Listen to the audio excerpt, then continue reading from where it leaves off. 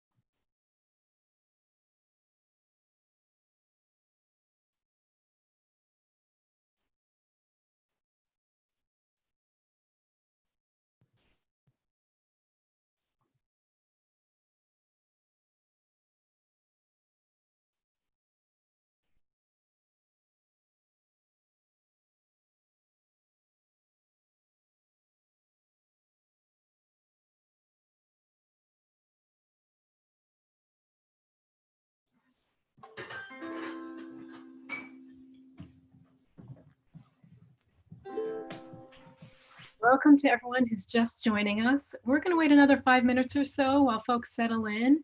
So please enjoy the island music provided by James McDaniel. Mahalo, James. Thank you. Thank you.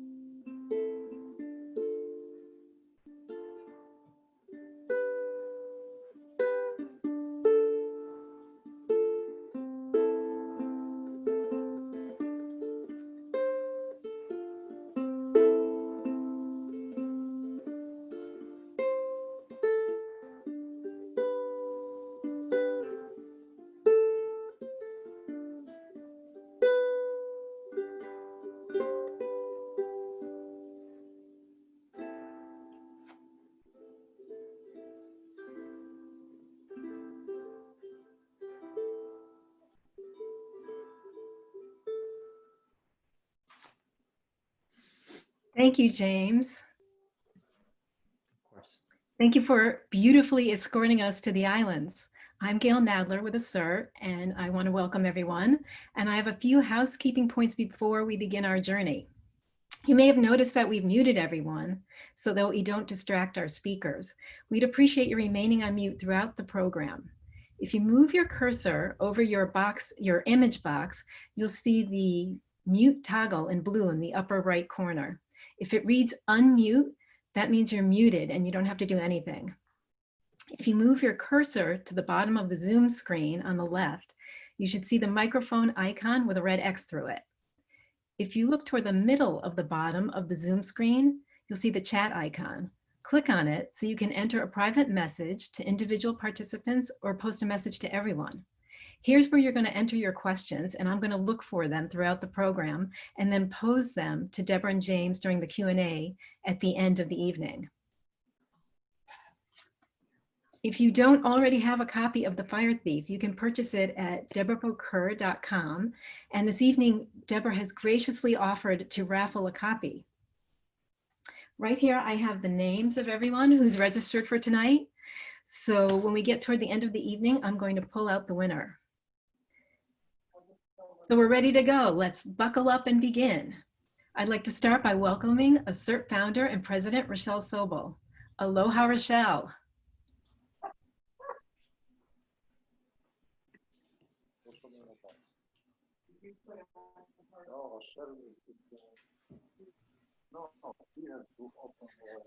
Thank you so much, Gail, and aloha.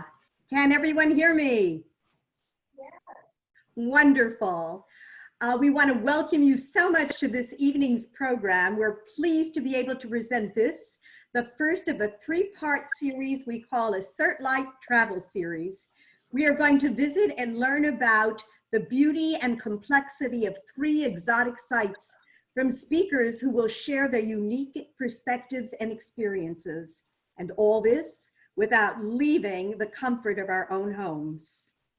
This evening's program is created by ASIRT, the Association for Safe International Road Travel.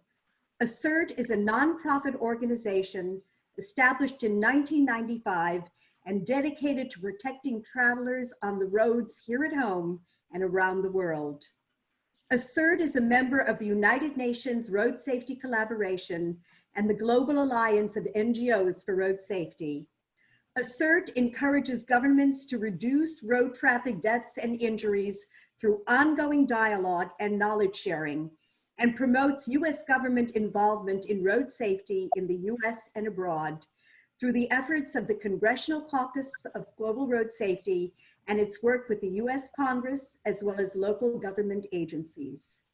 We're dedicated to ensuring that road safety is a political priority of local, state, and national decision makers. ASIRT also works with corporations, the tourism industry, and the study abroad community, creating and offering hands-on tools and resources to plan road safer programs and minimize road risks that enable people and institutions to make more informed travel decisions. Among ASIRT's many resources are our widely used road safety reviews, detailed reports on over 90 countries describing the roads and road culture, transportation options, pedestrian safety, and facts one should absolutely know before embarking upon a trip. Deborah Bocur, this evening's guest speaker, is the chief researcher for these outstanding reports. Deborah has traveled the world as a writer, filmmaker, and journalist for various national media outlets. She's won multiple awards, including Lowell Thomas Award for Travel Journalism. She served as the poetry editor at a national literary journal, and her poetry and short fiction has been widely published. She continues to travel in her capacity as the global researcher and writer for ASIRT and as a monthly columnist for the Global Traveler magazine. Deborah will share her fascinating insights into Hawaii through her recently published first novel, The Fire Thief, a mystery novel that takes place in Hawaii. James Walker Daniel, whom you've already met, this evening ukulelist, And Deborah's son is an accomplished musician who plays a variety of stringed instruments. He is a hospitality professional and part of the management team for the Luxury Edition Hotels brand. His role has taken him to work posts in New York City, Abu Dhabi, Reykjavik, Iceland, and other places.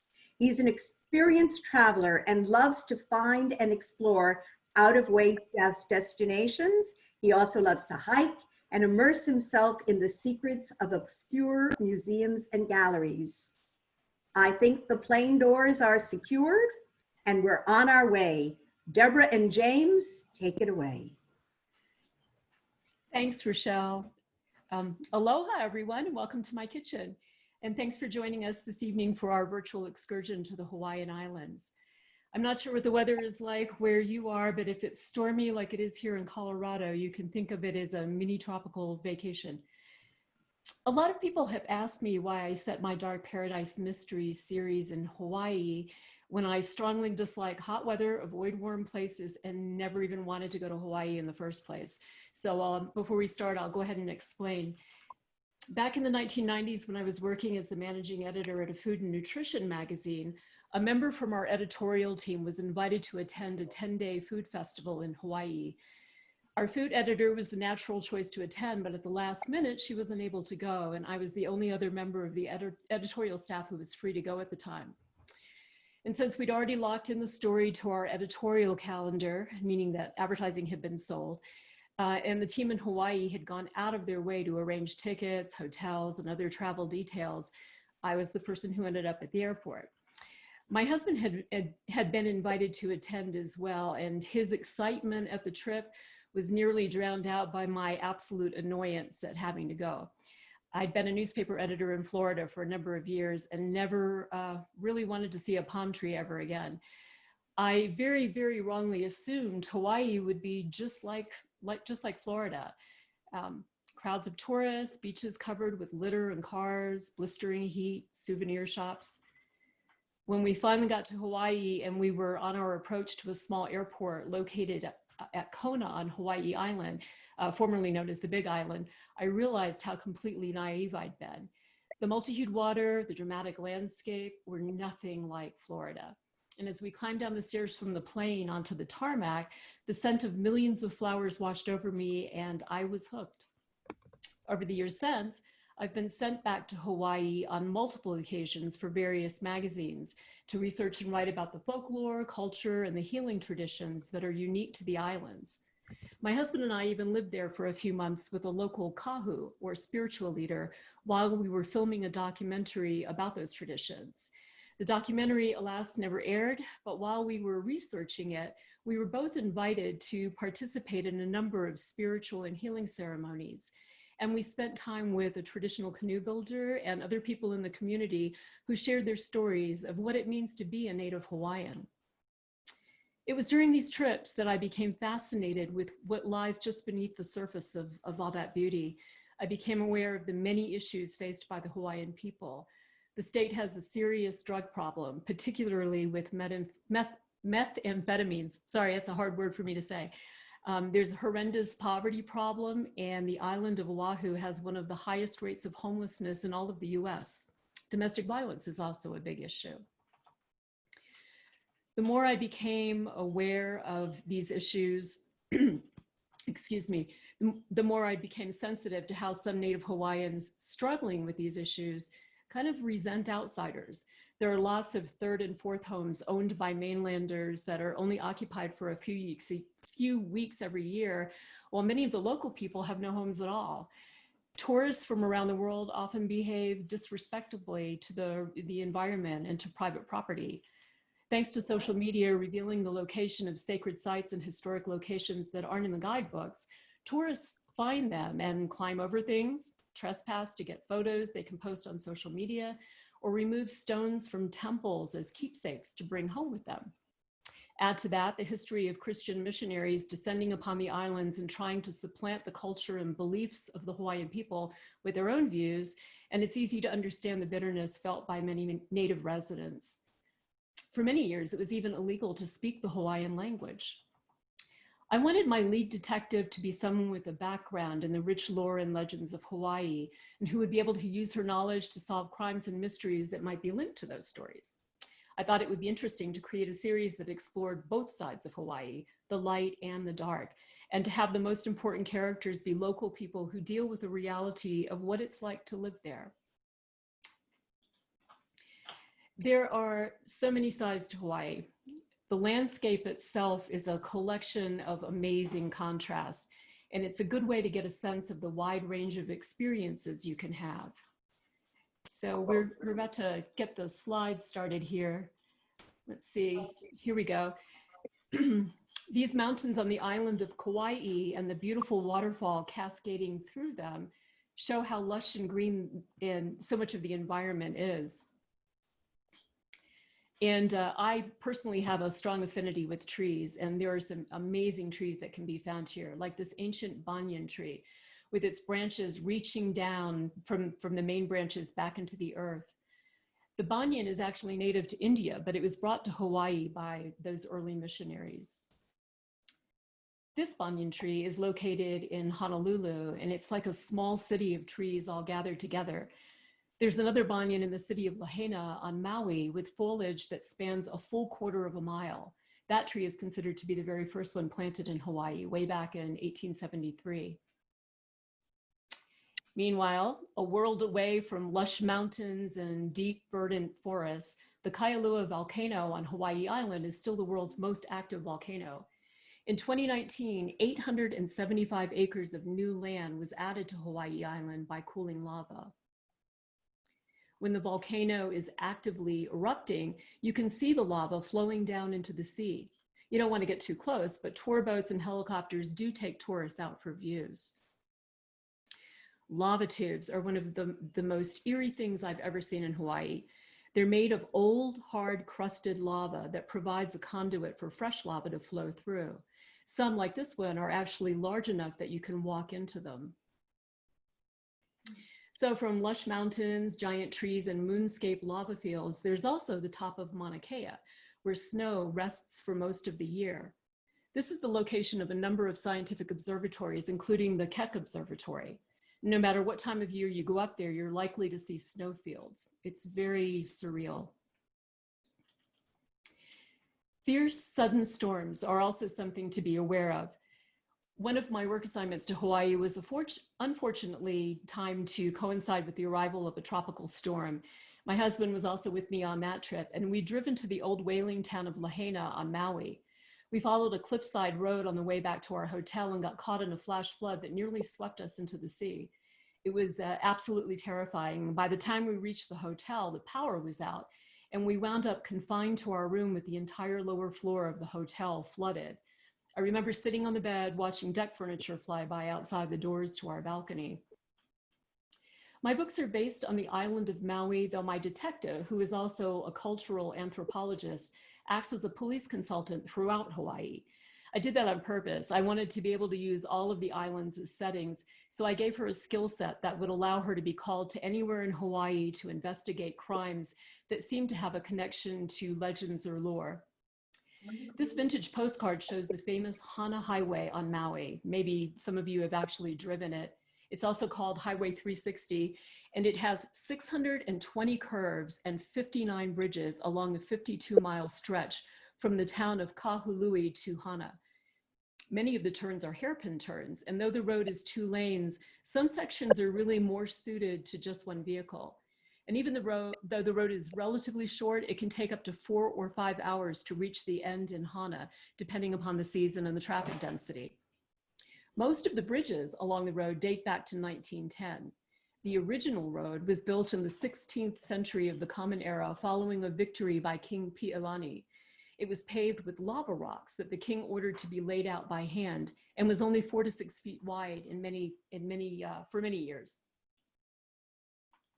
The Hana Highway is well maintained and signposted, but it's dangerous for very unique reasons. It's absolute stunning beauty. There are hundreds of waterfalls and more than 56 streams that have to be crossed on bridges that are often very, very narrow. That means that traffic crawls along and cars are driven by people who are completely distracted by the scenery. Add to that the unpredictable nature of people on vacation who are overwhelmed by all that beauty, and you have drivers slamming on their brakes to take a photo, or even people climbing out of moving cars to get a selfie on the side of the road. I've even been behind drivers who simply stop in the roadway, leave the engine running, and dash over to the verge to pose for pictures. But back to contrast, there's Honolulu City, one of the largest cities in the US. Traffic here can be dense and chaotic, but not for the same reasons as the Hana Highway. And in the background, that's the volcanic cone of Diamond Head that you can see. So kind of makes Honolulu a really unique city. This road on Hawaii Island is very stark and barren compared to the Hana Highway, but it's still very, very beautiful in its own dramatic way. Likewise, this narrow, twisting road seems desolate and empty compared to the traffic that you're very likely to encounter if you go to Maui. But since it's Hawaii, all drivers need to be on a constant lookout for this woman who has taken the opportunity for a photo shoot in the middle of the road. I've seen someone do this or something similar to it on every single island at all times of the year. I think it has something to do with having a false sense of security when you're on a relaxing vacation, particularly when it's such a powerful and seductive setting. People let their guard down, and that makes them vulnerable. Not only is this woman clearly in danger, she's creating a situation where someone may have to swerve or slam on their brakes to avoid hitting her, putting everyone in danger. Plus, she's probably ruining the back of her jeans by sitting on the hot tarmac. Hawaiian culture continues to fascinate me. I'd love to be able to do what this man is doing, but my surfing skills are pretty limited. I've surfed in Florida, but I have never found the courage to try it in Hawaii, where the waves are so much larger. A lot of people think surfing was invented by the Beach Boys and Gidget, but surfing competitions actually date to the 4th century in the Common Era and was brought to Hawaii by settlers from other areas of Polynesia. Members of the royal class kept in warrior condition through physical activity that included surfing. However, royalty and commoners didn't surf the same beaches, and the better beaches were reserved for the ruling class. Among minor chieftains, competitions were sometimes used to settle disputes. Surfing was taken very seriously. Spiritual ceremonies were often performed before surfers entered the water to invoke good waves and safe conditions. To build the surfboard, the surfer first had to select a tree, usually a hardwood like koa or willy willy that could withstand the salty ocean water. After the tree had been dug up, fish were placed in the hollow left by the roots as an offering to the gods. Eventually, the practice of surfing also became a sport and was introduced to California in 1885 when 3 young Hawaiian princes visited the state. Hawaii is still the location of major surfing events that draw competitors from around the world.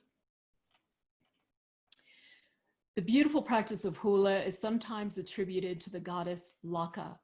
Protestant missionaries strongly disapproved of hula, but were powerless to ban it. Interpretation of the hula movements differs slightly from halau to halau or hula school. The purpose of the dance, however, is pretty much the same. It's an attempt to connect the dancer directly to the story they are telling through movement and to create a physical link to hula's ancient origins.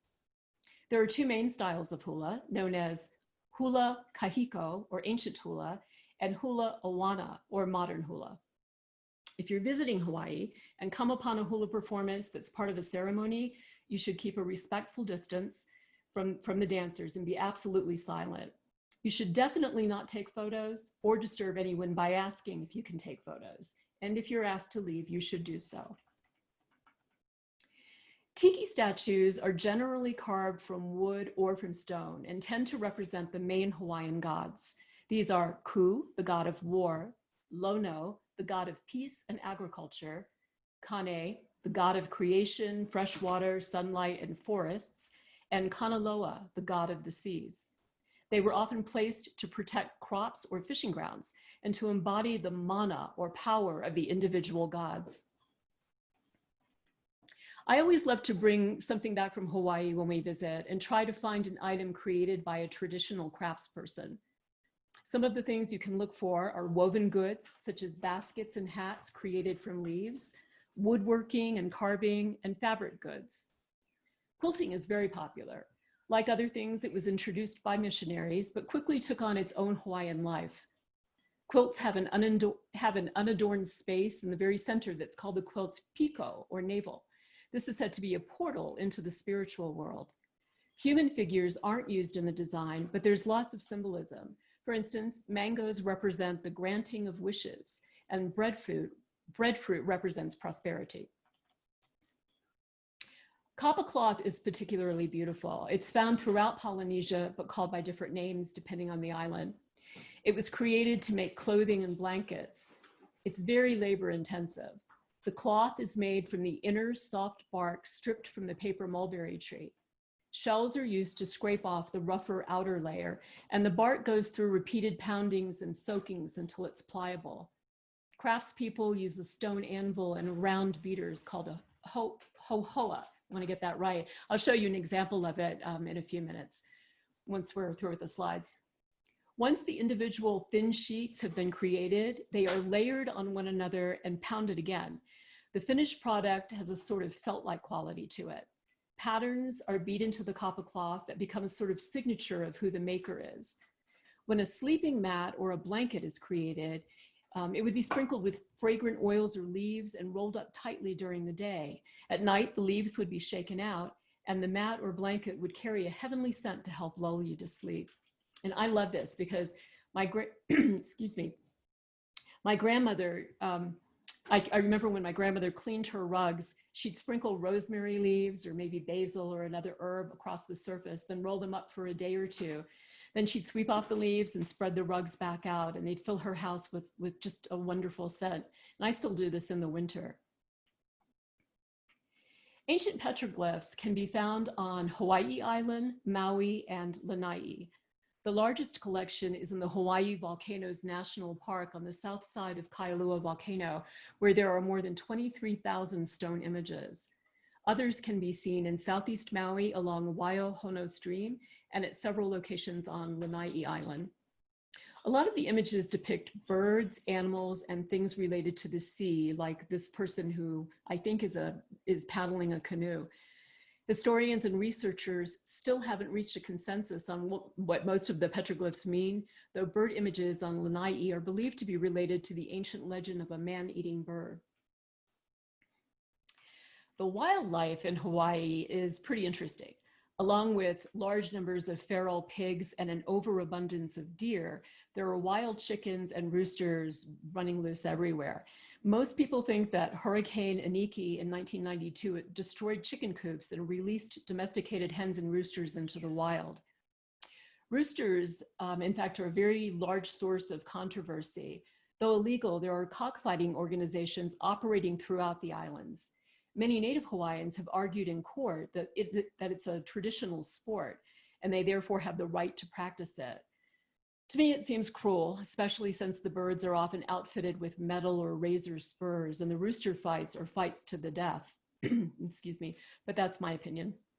The first time I saw feral chickens and roosters was on Kauai Island. We'd pulled up under the portico of our hotel, and I saw brightly colored feathers sticking out of the shrubbery on the side of the drive. I was so excited. Tropical birds. The hotel staff was trying not to laugh at me when about a dozen chickens ran out of the shrubs and into the portico area. Lanai Island was once called the Pineapple Island because most of its fertile land was used to grow pineapple crops. The first crops were planted in 1921. The following year, James Dole, who was president of the Hawaiian Pineapple Company Limited, later called Dole Food Company, bought the majority of land on the island and farmed pineapples until 1992. In its heyday, the island of Lanai was the world's largest working pineapple plantation. Today, pineapple production has been moved to other parts of the world, including Indonesia, Thailand, and places where labor and production is less expensive. Almost the entire island is now privately owned by Larry Ellison. There are 2 resorts and 1 small hotel in Lanai City that was built to house executives and guests of the Dole Pineapple Company. It was actually Dole who developed and built the small village known as Lanai City, along with 2 schools and 7 miles of paved roads. This is the cover for The Bone Field, the next book in my mystery series. It's already in production and is scheduled to be released in early spring of 2021. In it, Kali and Walter investigate the discovery of several bodies found buried in the old pineapple fields on Lanai.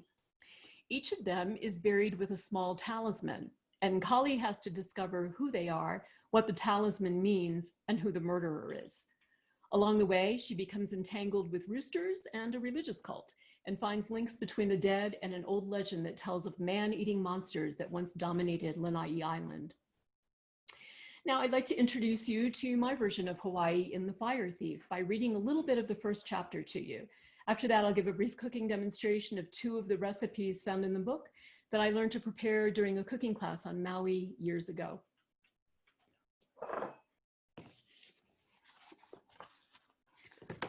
This is chapter 1 of The Fire Thief. And I've just spilled water everywhere. Police Captain Walter Alakai struggled for footing in the warm, waist-deep water. In front of him, revealed by the morning light, the body of 17-year-old Kikipi Smith bobbed back and forth with the current, no longer encumbered by the constraints of will or desire. The deep gash in his skull had long since ceased to bleed, washed clean by lonely hours spent drifting along the ragged beach beneath the last shard of February moon. The boy's eyes were half open, as though he were struggling, out of politeness, to stay awake. Walter braced himself as a wave crashed in, then drew away, tugged by the invisible force of the tide. The napaka blossoms in the dense coastal bushes caught his eye, fresh, gentle, wrenchingly out of place this morning. He backed carefully toward the dense mangrove roots behind him in the shallow cove of water that had pooled between the scissory lava rocks along Maui's southeastern shore. With his right hand, he grasped one of Kikipi's ankles and did his best to keep the body from jolting against the rocks and the gnarled labyrinth of twisted tree roots as each incoming wave lifted it and pushed it forward. There was a thud, thud, thud of running footsteps beating against the heavy sand along the shore, followed by a soft splash as Officer David Hurrah slid into the water behind him. Hurrah averted his eyes from the face staring up from the sea to the cloudless sky, and Walter noted how he kept just out of reach of the floating arm that stirred with the moving current. "Reinforcements here?" Hurrah nodded. "Coming down the hill now, sir, with the stretcher. Photographer's with them, but the coroner says she's about a half hour out if she gets on the road before the tourists. She said to go ahead and pull him out when we're through, since it's an accident." He hesitated. "And that old fisherman who called it in is waiting for you at the top of the hill path." "Okay. Tell him to stay put until I've had a chance to talk to him. Surfboards just past the entrance to the cove, washed up in some of the Kaiowea roots," said Walter. "I'll stay here with the body. Be sure they get the photos of the board." The tip of an orange surfboard jutted from a clump of thick brush about 50 feet away. Walter's eyes locked on the board and he calculated the facts at hand. The entire scene clearly implied the savage results of a wave gone wrong, an innocent surfing expedition turned fatal. Walter shook his head. It was not the first surfing death he'd seen over the years, and he was fully aware that it was unlikely to be the last. He braced for the next wave as Hara scrambled past him, using the snarl of roots and branches to pull himself onto higher ground. The current from the receding wave tugged at the body. From the shore, there was the sound of movement, then voices.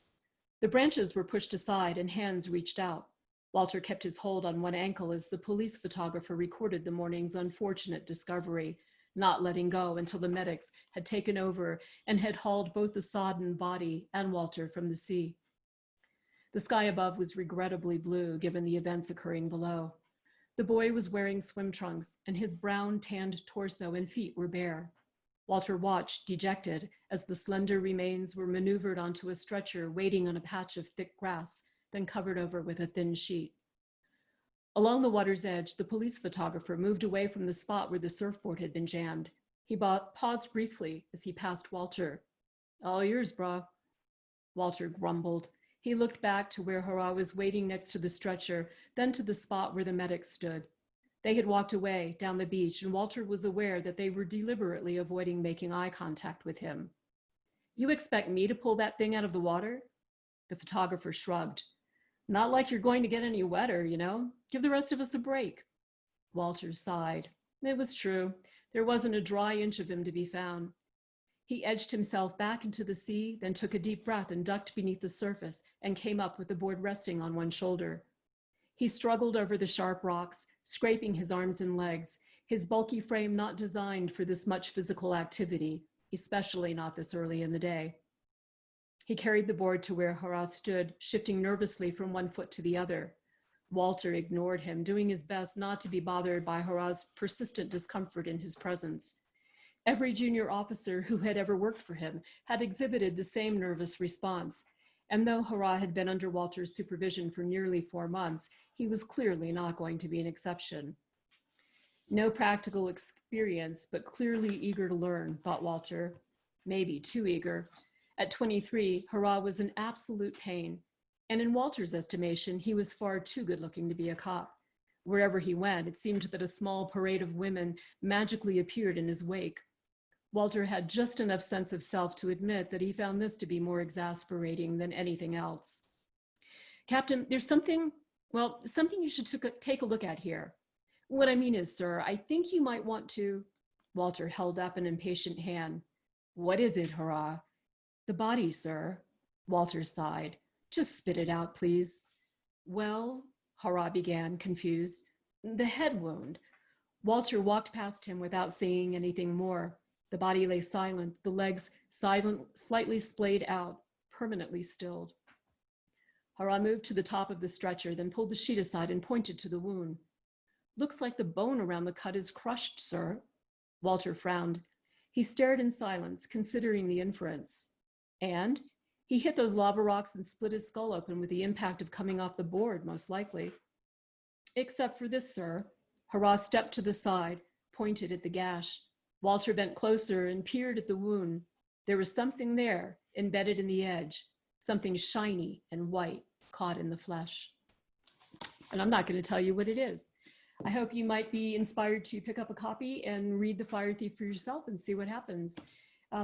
Meanwhile, we're going to go on and I'm going to show you 2 of the recipes that feature in the book. Both of them happen to be favorites of Kali and Walter. You haven't actually met Kali yet. The section that I read ends right before she makes her entrance, but I assure you she is very fond of both of these dishes. So we're going to make pineapple coleslaw, and my assistant is about to bring over the tray of food. We're going to move this out of the way. Thank you. I need the 2 bowls on the stove.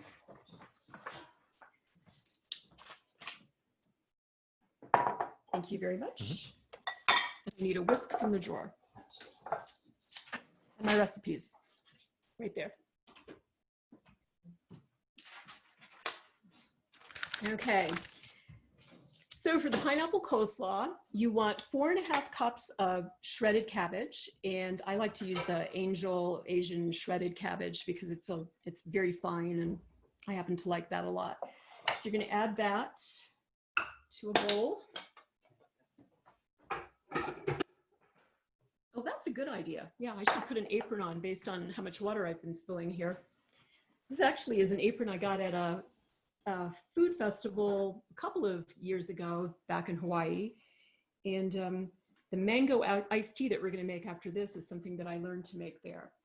So we're going to put the coleslaw into this bowl. Let's see. And we're going to add a ½ cup of shredded carrot. And I like to use those little heirloom carrots because they're so colorful. They're purple and all those different colors. And a ½ cup of chopped red or yellow. And I used both just because it's pretty. Pepper, sweet pepper, red pepper. And 2 tablespoons of finely chopped Vidalia onion or another sweet onion. You could even use red onion if you like, if you like it to be a little more zippy, I guess would be a good word. So I'm just going to mix all of this together a little bit. So pretty with all those colors in there.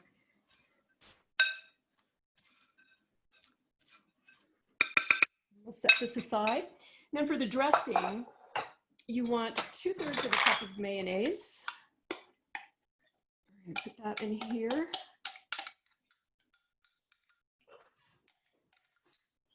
I didn't even spill any. Wow. Anybody out there who knows me knows that when I'm through cooking, there's usually food everywhere. So we've got mayonnaise, and we're going to add 2 teaspoons of brown sugar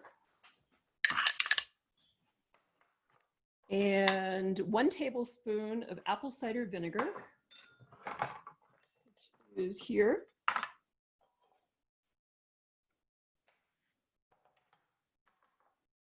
Half teaspoon of salt and an 1/8 teaspoon of finely ground pepper. I've already done that. It's already in here.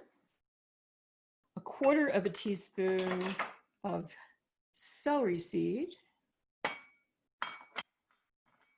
And 2 teaspoons that I have reserved from the pineapple that we're going to add here in a minute. So I just use, of course, canned pineapple, and I get the kind that's shredded up pretty small. We live at a very small town at almost 9,000 feet altitude, and it's been pretty hard to get fresh fruit. So we don't have any fresh mango or pineapple or anything like that right now. But this is the juice that I've reserved from the canned pineapple. We're just going to whisk that together. It'll be a little runny, as you can see that. It's not super thick.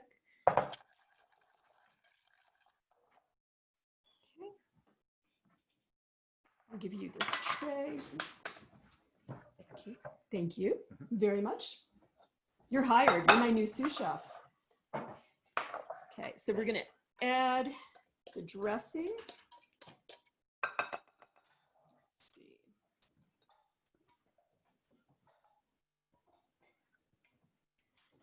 And of course, if you like your dressing thicker, you can add more mayonnaise. I think this works really well, though. And then we're going to toss the dressing with the shredded cabbage and carrots and all those other things. And then once it's all mixed up, I'm going to take the pineapple, and that is, let's see, how much pineapple is that? It's a 1/2 cup, well drained. Add the pineapple, and then toss it one more time. Incorporate everything really well.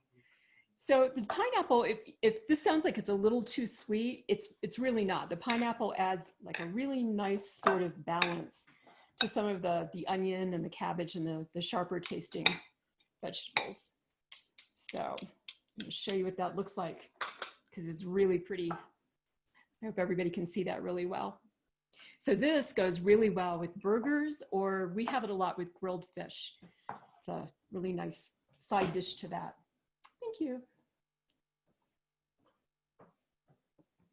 Okay, now we're going to make the mango iced tea. And I did some prep on this too, because I figured nobody wanted to watch me boil water and steep tea.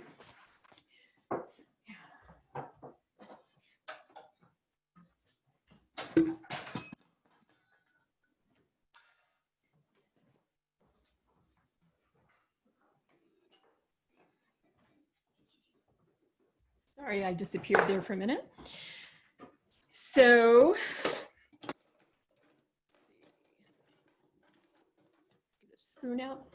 So you're going to boil, you're going to have 2 quarts of water. You're going to separate it and boil 1 quart and put the other, this isn't quite a quart, but I didn't have my big iced tea pitcher handy. So we kind of cropped the amount of ingredients that we're using here just a little bit.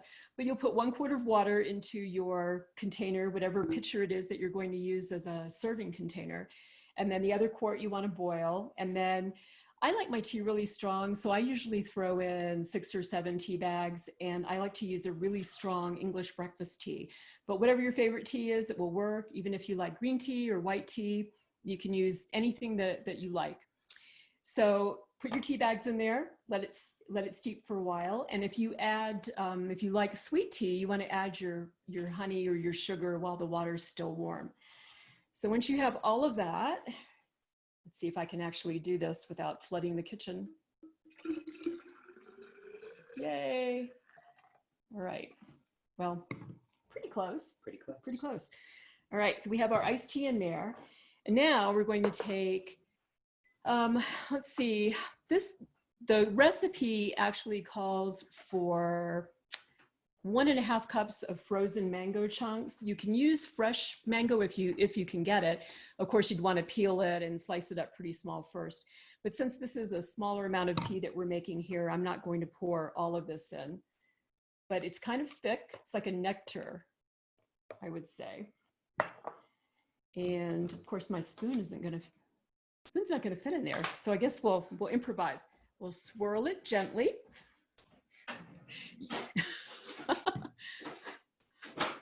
Yeah, I guess we could use that. All right. And you're going to get me a glass of ice. I absolutely am. Use this one. And the strawberry. This mango nectar is just really good. You can, if you end up making a smaller amount, go ahead and blend up all your mango anyway, because it's really good in a smoothie.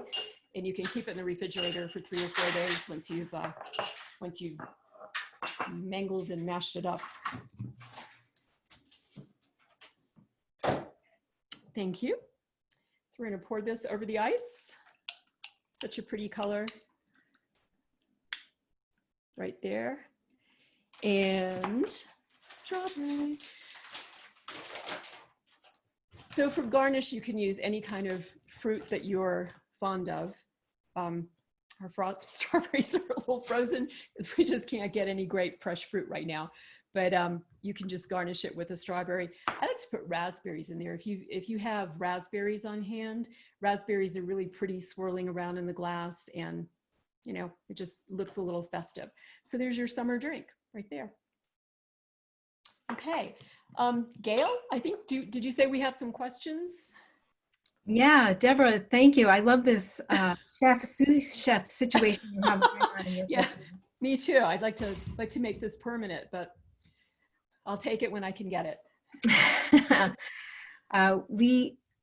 So thank you, because these recipes are simple, but they're exactly what we need during this time when we're all searching for something with a little pizzazz during this unusual summer. Yes, and you know what? You can, if you're interested in making these, the ingredients, the amount of things, and the instructions aren't actually given in the book. They're just mentioned. But we have all of these recipes are going to be available on the ASIRT website, so you can go to asirt.org and find them there. That's right. Okay, so we're going to start with the Q&A, and I'm going to look through our active chat here. And the first question is, tell us about your choice of names for the 2 main characters, Kali and Walter's last name, Alakai. Am I pronouncing it correctly? Alakai, yes. Alakai actually means leader or wise leader. And I thought, because Walter is like a very important character in all of the books, and he's also Kali's, he's actually her uncle, her older uncle, that it would be kind of respectful to show, you know, that he was the wise older policeman. So that's why I chose that name.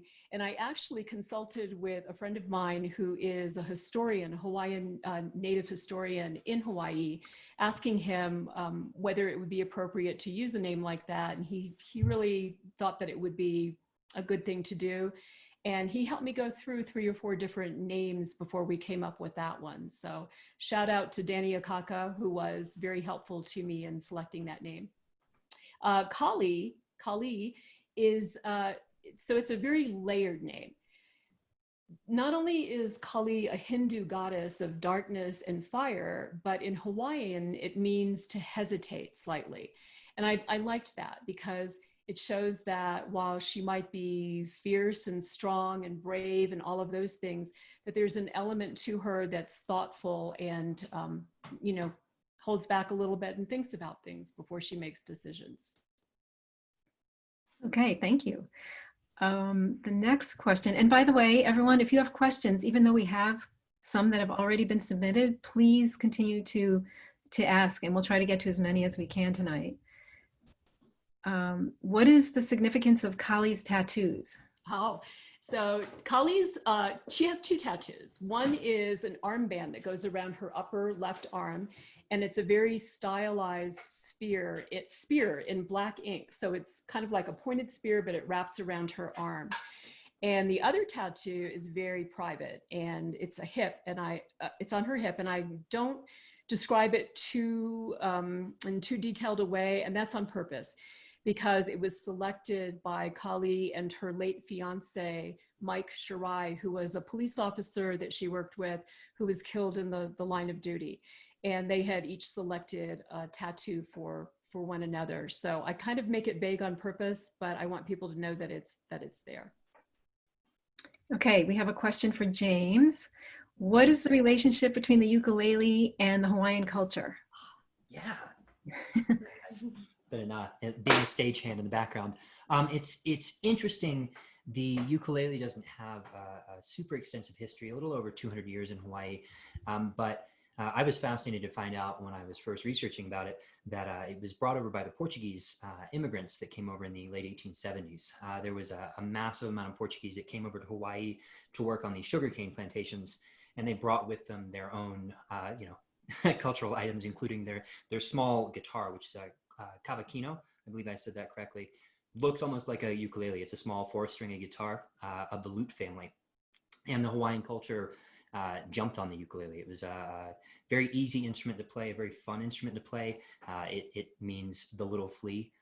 So it actually, became a part of this Hawaiian culture. And then later on, it actually became a part of their resistance against a lot of the cultural inundations trying to change the way they were. They used the ukulele to vocalize a lot of their grievances and such. But it's a fascinating instrument, and I very much enjoy learning how to play it. Thank you. Okay, what is the population of the largest city in Hawaii? 337,000. In which city? Honolulu. Honolulu. Okay. And the second largest is Pearl City with 47,000 people. Thank you. Do you find it easier to write fiction or nonfiction? Probably, it depends on my mood. Nonfiction, it's interesting because magazines, when I first started out, I was working for newspapers, and there was a daily deadline. So every day by 11 o'clock, I needed to have my story researched, my interviews completed, my fact checking done, and the story went to press, and we were done. When I moved into magazines, we had a monthly deadline. So I had a little bit longer to work on things, but there was still this kind of a timeline structure and a word count that had to be adhered to. So say roughly 1,200 to 1,500 words. So when I finally started writing the novels, every single chapter was coming out at exactly 12 to 1,500 words. So one of my friends who read one of the earliest incarnations of it said, I like the story, but it's like a string of magazine articles that are put together. So I had to really work on fleshing out the story and spending more time with detail, which I actually love doing now. So now it's a little bit hard to stay within the shorter structure of a magazine article when I'm working on an assignment. Okay, here's some questions about when you were writing the book. Did you have access to crime records when you were researching? No, I looked up, I did actually, I read a lot of newspaper articles because I was interested in what kinds of crimes are most, occur most frequently in Hawaii. A lot of them are drug related, and a lot of them are violence within families. So I would say domestic violence. And I didn't really want to talk about domestic violence. So I created a situation where it was actually somebody from outside of Hawaii who had come in and maybe was wreaking havoc among the people, or at least becomes a suspect. Okay, and another question about your writing. Did you encounter difficulties with the residents when researching your book? Yes and no. So over the years, I have this copper cloth here that I'm going to put aside because I want to show it to everybody in a minute. Over the years, I have formed some pretty strong relationships with cultural leaders there. It's why I was invited to go and stay at the home of the kahu, while we were researching the documentary. I think the Hawaiian elders that I encountered while I was researching magazine articles were aware that my interest was sincere and that I meant no disrespect to anybody, and that I was really deeply interested in the healing traditions. So word about that kind of got around, and most of the people I encountered were very welcoming and were more than happy to share their knowledge and their stories with me. There were a few people who weren't so excited about that and wanted to know who I thought I was, you know, coming in and asking them questions about their culture when I am clearly not Hawaiian. So it was a mix of things. I would say the vast majority of people were very welcoming and helpful, and it was only a few, you know, a few individuals here and there who weren't so happy about it. Okay. And which is your favorite island and why? I love the Big Island, and I love the Big Island because it's got some of everything. It's got those tropical beaches. It's got, you know, these moonscapes that are just like old lava fields, and it's got rolling hills and an active volcano, but it also has rainforest. And it's not as populated as the other islands. So it's a little easier for me to drive around. And I don't know, there's an air of serenity on that island that I don't find as much on the other islands. I find the other islands are a little bit busier and more touristy than the Big Island of Hawaii, which is called Hawaii Island. Two of your characters are from Iceland. Are there connections between Iceland and Hawaii?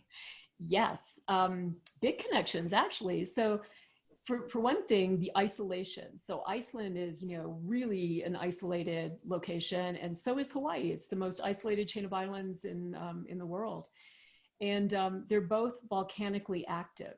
And I found that to be very interesting because you have the volcanic setting, you know, that's surrounded by ice and snow, and then you have the volcanic setting that's all, you know, lush and green and gorgeous. So that was really interesting to me. The other thing that they share in common is a really strong and deep folklore and, you know, stories and legends that I think, you know, were created by people in isolation to help explain the things that were happening in the natural world. So while the stories are really, really different in both of those locations, they are important in the culture because they do offer explanations for things that people found puzzling or frightening or things to celebrate. So yeah, that was fun to do. And so far I've made 6 excursions to Iceland, and my son is moving there very soon. So I'm hoping to make at least one trip more. It's one of my favorite places. Okay. We have, let's see. What are the animals that are popular domestically and in the wild? Well, so it's interesting because so many things have been introduced to Hawaii that shouldn't be there. So you've got the chickens running all over the place, which I guess wasn't anybody's fault because they got loose. But you have pigs that were introduced as a food source, and now they're everywhere. And some of those pigs are enormous. I think so we saw one that had been hit by a car while we were on one of our trips to Hawaii. And the people who were cleaning up the pig in the road said they estimated it to be about 500 pounds. And that's a huge animal. And they're running all over the place. They will dart out in front of you on highways, and they can be kind of scary. They're fierce. And on Lanai Island, they have an overpopulation of deer. So deer hunting on Lanai is actually encouraged, and a lot of people come from other places to hunt the deer. And then you have mongooses, not mongoose, mongooses that are all over the place. And I didn't know anything about those until we saw what appeared to be a giant tropical weasel standing in the road looking at us, and had no idea what it was. So when we asked about it, we found out that they were brought in to control rats. However, what nobody thought about was that mongooses are animals that hunt during the daytime, and rats are nocturnal. So it hasn't worked out very well. There's still a lot of rats and a lot of mongooses. Okay, and our final question. Did you watch the original Hawaii Five-0 series or the more recent version before writing the book? What do Oh, you? the original. Yeah, I had a big crush on Jack Lord. So yeah, I loved the original series and the original series of Magnum PI. Now I haven't seen the new version of either one of those. I know Magnum PI was just remade. I think it's in its first or second season. It came out very, very recently. But I've deliberately not watched the new version of Hawaii Five-0 because I love the old one so much. So yeah. Okay, well, it's time for the evening to come to a close. So thank you for a lovely evening, Deborah and James. We enjoyed talking with you. And I just want to mention that ASIRT.org/donate is listed in the chat if you'd like to click on that link. And now it's time for our raffle. I have all the names here and I won't look. Okay. And the winner is Sheila Baumgarten, a longtime friend of ASIRT. Congratulations, Sheila. We're going to email you to give you the details of how to get the book. And again, it's available at deborahboker.com. And if you have any questions for tonight that weren't answered, please go to her website and you can contact her there. We at ASIRT are looking forward to seeing you next Thursday, July 30th at 7:30 as we travel to Uganda with Kimberly Harrington, a Foreign Service Officer. And we had a call with her today. It was fascinating. We didn't want to hang up. So please go to asirt.org to register and you will be intrigued. We appreciate it. Thank you. And now I have my mango tea. And as Callie remarks on page 113 of the book, she says, Okole Maluna, which means bottoms up. So we will leave you now with the soothing sounds of James' ukulele as we transition back to our homes and we log off. Mahalo. Thank you, James. Thank you, Deborah. And thank you, everyone. We really enjoyed spending the evening with you.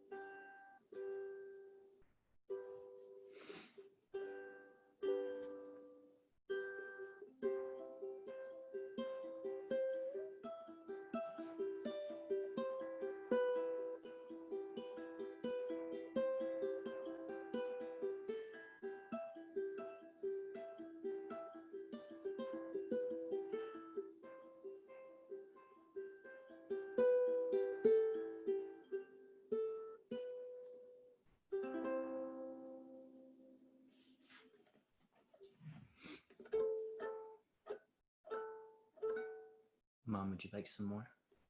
I'm good.